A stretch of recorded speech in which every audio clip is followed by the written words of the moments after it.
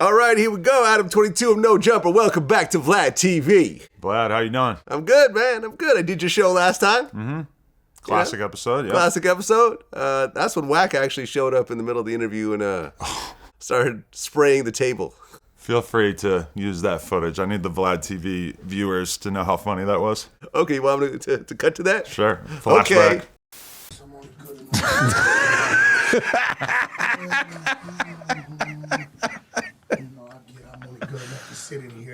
I knew you would think of something. Like an IBM over here. For you guys, two white guys, appreciate it. All right, that's where we're gonna end it. Did you understand the reasoning behind that? I think he was just kind of annoyed that he showed up for his episode with me, and we were full-fledged into the interview, and he was a little jealous, like, oh, Adam's sitting down with Vlad, I should be on this episode, and like, he knows that I do interviews all the fucking time, and that my show with him is a relatively small portion of my interview diet, but I felt like, you know, he's just getting kind of restless out there waiting for us to be done for 45 minutes, so he thought up a skit in his head, you know? Okay, because I actually, before the interview, I said, because when you asked me to come and do an interview, I said, if you want, me to do it both you and Wack, I'm cool with that. Because when Wack did my show, I said, if you ever want me to do your show, whatever, I'll come do it. But you decided to just have me by myself, so. I would like to do an episode with you guys together, but, sometimes you just have it in your head how your day is going to go in terms of interviews. And in my head, it was like, I have a very, very good Vlad interview in my head. And if I bring Wack on with Vlad, it's going to be more of a shit show because he's just a crazy fuck. And so, but then also at that time, I knew that I had a really, really good episode with Wack in my head as well.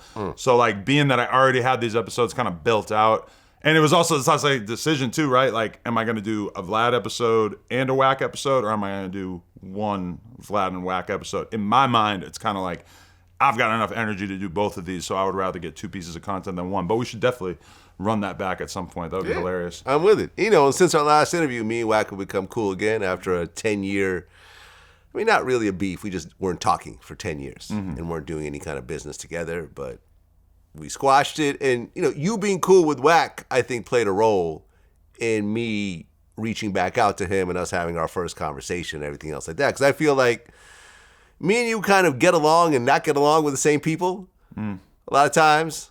So it's like, if you're getting along with Wack, I felt like there's a reasonable chance that I can now get along with Wack. And I was right. Because we've had a bunch of people in common that we have tried to do content with that it didn't really work in the long run. Like Dame Dash is the super obvious example. Yep. You tried to do repeat interviews with him at one point. He's crazy. Didn't work. I tried to do a podcast with him. Lasted 3 episodes before I just couldn't handle it anymore. Wack, because the Adam and Wack show is very similar thematically to the Adam and Dame Dash show that I attempted back in the day, but I feel like Wack, it says a lot about Dame Dash that Wack is a lot easier to work with than him.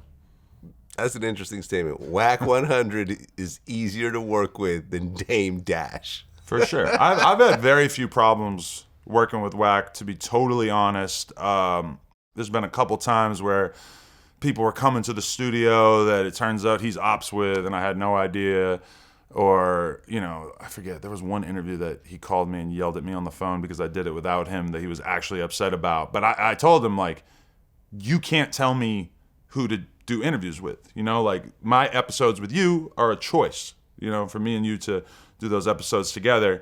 And so he's screaming at me on the phone and I just let him know, like, listen, I'm not going to play this game, and the next day he was over it. And I feel like with somebody like Wack, you kind of got to take a stand at a certain point to let him know where your boundaries are. And he's mature enough that even if he's heated in the moment, he'll usually end up respecting that. Yeah, that was basically my stand, was like, all right, we had an argument 10 years ago. I felt like he went over the line with the argument, so I took my stand of like, all right, I'm not rocking with you anymore. And I think ultimately, over time, he respected that. And we talked about it in our interview.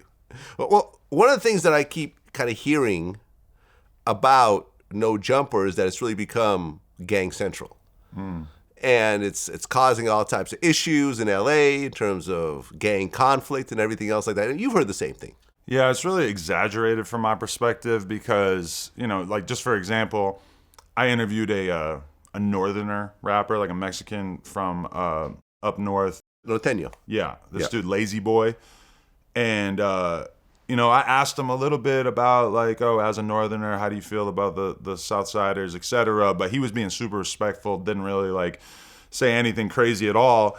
But then, you know, one of these like Mexican like fan account type pages like posted up like, is Adam22 trying to initiate a gang war between the Northerners and the Southerners? Because I did an interview with one dude from up north in which he did not say anything disrespectful about people down south. And so like that usually is like the level of evidence that people are bringing to the table when they say that No Jumper's like provoking gang wars or whatever. Now, I will say that like, there has been a bunch of weird little stuff because, you know, like DW Flame and Brick Baby, they're both on the No Jumper show on Tuesday with me.